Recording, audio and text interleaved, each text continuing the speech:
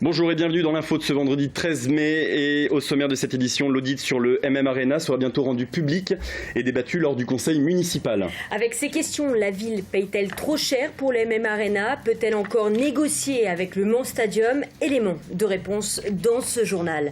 La clinique du Pré change de propriétaire. Les deux nouveaux actionnaires s'engagent à verser 10 millions d'euros pour investissement.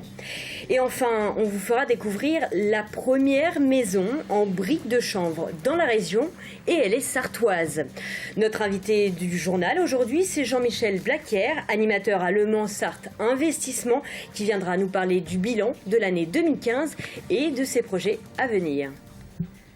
On connaît le nom de la star qui donnera le top départ pour les 24 heures du Mans. Pas de Docteur Mamour cette année, mais il plaira forcément au public féminin puisqu'il s'agit de l'acteur américain Brad Pitt. Pierre Fillon, président de la CO, a annoncé cet après-midi la nouvelle via son compte Twitter.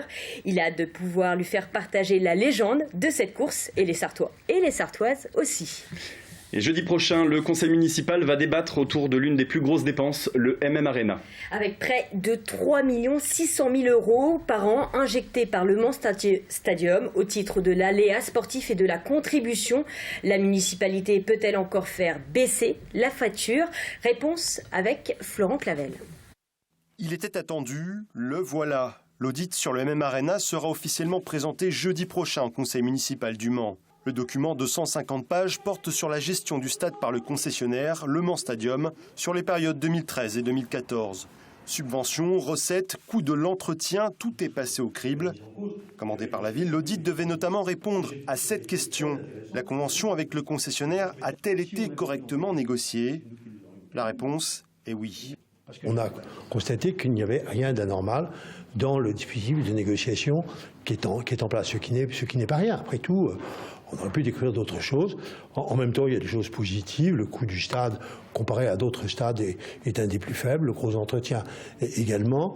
Et les contributions qu'on apporte par rapport aux dépenses annuelles du stade sont correctes. Voilà. Depuis la chute du Mans FC en 2013, la ville verse chaque année 3 600 000 euros à Le Mans Stadium. Une somme qui peut encore être revue à la baisse, selon l'audit. Des pistes seront présentées par la mairie en conseil municipal.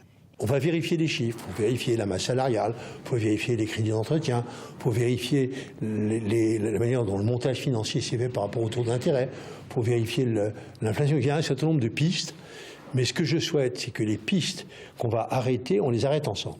Ensemble, c'est-à-dire tous bords politiques confondus. Une sorte d'assurance contre les critiques qui pourraient de nouveau surgir après celles concernant la construction du stade. Reste à savoir si le Mans Stadium acceptera de réduire la note. Jean-Claude Boulard, sénateur maire du Mans et président de Le Mans Métropole, répond ce vendredi aux accusations des agents territoriaux. C'est la suite de l'affaire de la grève des agents territoriaux qui a entraîné l'annulation de Courir au Mans samedi dernier.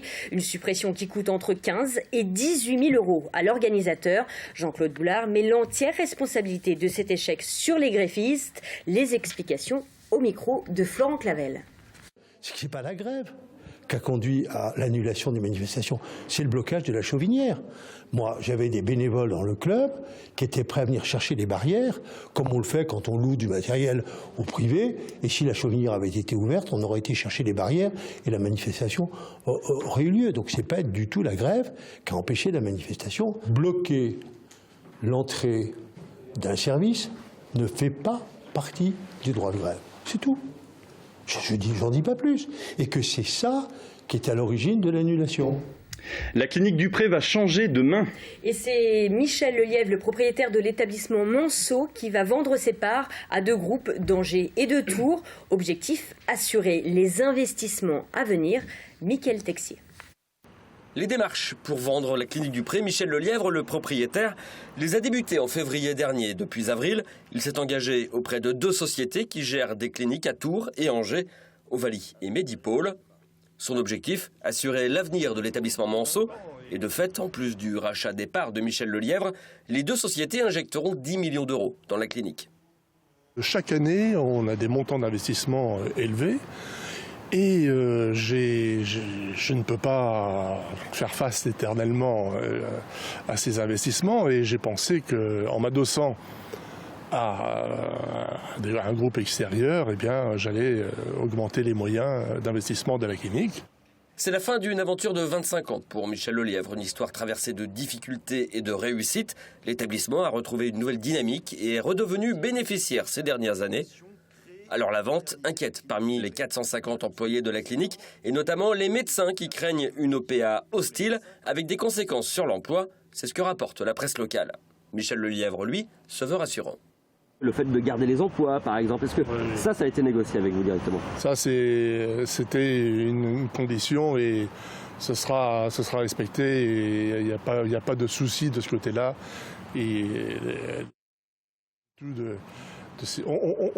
L'ambition, c'est de se développer, ce n'est pas de réduire, et en particulier de ne pas réduire, bien sûr, les emplois. La vente sera effective fin juin, début juillet. Le premier secrétaire du Parti socialiste en Sarthe, Christophe Counil, s'exprime suite à la manifestation d'hier soir via un communiqué. Jeudi soir, ils étaient 300 devant le siège du Parti socialiste en Sarthe en signe de protestation contre la loi El Khomri et l'utilisation du 49.3 par le gouvernement. Un passage en force contesté également par Christophe Counil qui en profite pour rappeler ses convictions au micro de Laure Girard. Écoutez, moi je suis un militant et un responsable socialiste et je n'ai certainement pas d'ordre à recevoir du gouvernement. Je ne suis pas le porte-parole du gouvernement. Je suis le responsable d'une fédération dans laquelle il y a des débats, dans lequel il y a des gens qui ne sont pas forcément d'accord et j'ai le droit d'exprimer un désaccord lorsqu'il existe. C'est la liberté de chacun et je pense que c'est ce qui fait aussi la richesse du Parti socialiste. Et on accueille tout de suite notre invité Jean-Michel Blaquière, animateur à Le Mans Sarthe Investissement. Bonsoir. Bonsoir. Alors, pour rappel, qu'est-ce que c'est Le Mans Sarthe Investissement ? Alors, c'est un club d'investisseurs sartois qui aide à la création reprise d'entreprises en Sarthe et dans les départements limitrophes. C'est un peu justement un circuit court de l'investissement. On peut résumer ça comme ça ? Oui, voilà, c'est des Sartois qui investissent pour des entreprises sartoises. Combien aujourd'hui il y a d'investisseurs ? Alors, on est à aujourd'hui 55, toujours en phase de croissance. Et on investit dans à peu près 5 à 7 entreprises par an. C'est important, justement, cette augmentation des investisseurs.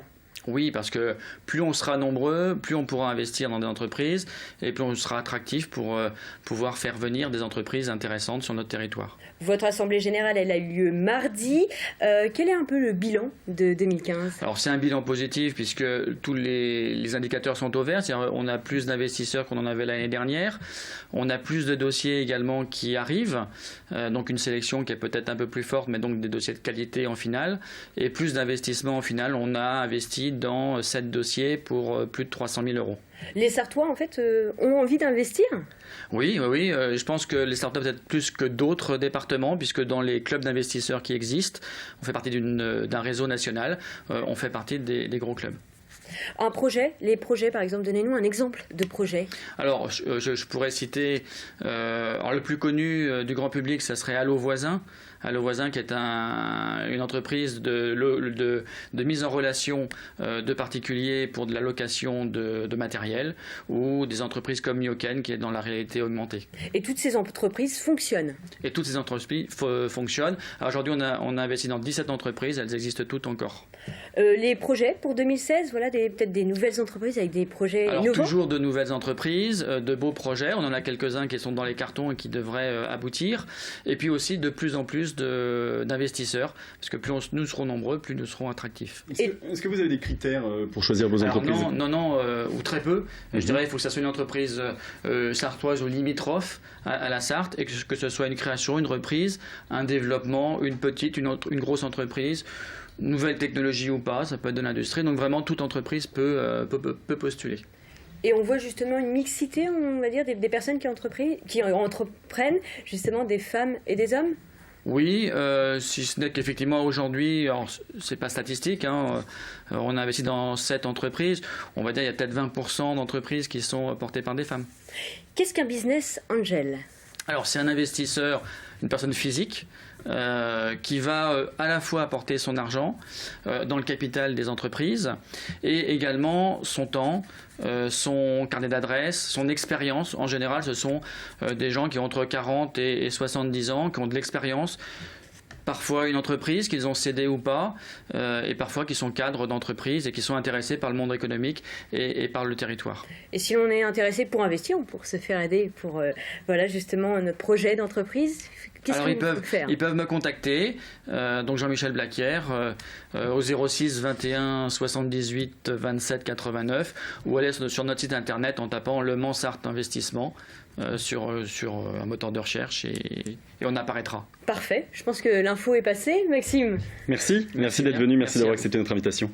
On part du côté de Vasse sur un chantier d'un nouveau genre. Oui, une dépendance construite en briques de chanvre. C'est une première dans le département et aussi dans la région. À ce jour, la brique de chanvre est encore un prototype, mais un industriel vient d'en céder le brevet à son inventeur et on pourrait bien conquérir le marché Laure Girard. Ce chantier est une première en Sarthe et même dans la région. Sa particularité, des murs en briques de chanvre ultra faciles à emboîter car beaucoup plus légers que le béton. La proportion, 2 à 3 fois plus léger. Oui. À lui seul, il aura monté les murs de cette extension de maison en une petite semaine seulement. L'intérêt de ce bloc, c'est que quand on les reçoit, ils sont secs. Ça veut dire que, sitôt posé, on peut appliquer des enduits de finition intérieur, extérieur, et la construction peut continuer, on n'a pas de temps de séchage à attendre. Le chanvre est une plante utilisée depuis des siècles pour la construction, mais sous forme de plâtre projeté. L'idée d'en faire des briques germe en 2010 dans la tête de ce maçon, venu spécialement de Besançon en Franche-Comté, pour voir comment se déroule l'un des tout premiers chantiers de France réalisé avec son invention. Donc en 2010, il se faisait beaucoup d'ossature bois, c'était la mode. Et les maçons étaient destinés plutôt à faire des vides sanitaires. Après, notre métier était presque en perte de vue. Et moi, passionné de chanvre, j'ai décidé de mettre le paquet pour développer un petit produit comme ça pour aider le maçon à faire du chanvre plutôt que laisser le charpentier faire la structure et puis rhabiller après. La portée écologique du concept intéresse un industriel de l'Est qui produit depuis peu ce qui est encore un prototype à ce jour. Le chanvre va consommer et va stocker beaucoup plus de CO2 qu'il n'en est produit pour le cultiver, le transformer, pour produire le liant et pour le mettre en œuvre sur le chantier et le déconstruire et le recycler. Avec à la clé une isolation intérieure naturelle et très performante. La construction sera finie par un simple enduit extérieur et intérieur sans autre pose de panneaux. Reste la question du coût de ces murs, à ce jour 1/3 plus cher qu'une construction béton classique. Et puis un mot de basket avec un week-end chargé de Pentecôte pour les joueurs du MSB. Et oui Maxime, les Tangos rencontrent samedi soir à Antares le BCM en quart des finales de play-off. Le match retour est prévu quant à lui lundi dans le nord de la France. En cas d'égalisation, les deux équipes disputeront leur place en demi mercredi soir à Antares. Voilà, c'est la fin de cette édition. Merci de l'avoir suivi. Dans un instant, la météo et on se retrouve ensuite pour l'actu vue d'ici, accompagné de Laure Girard, notre invitée Hélène Debost. A tout de suite.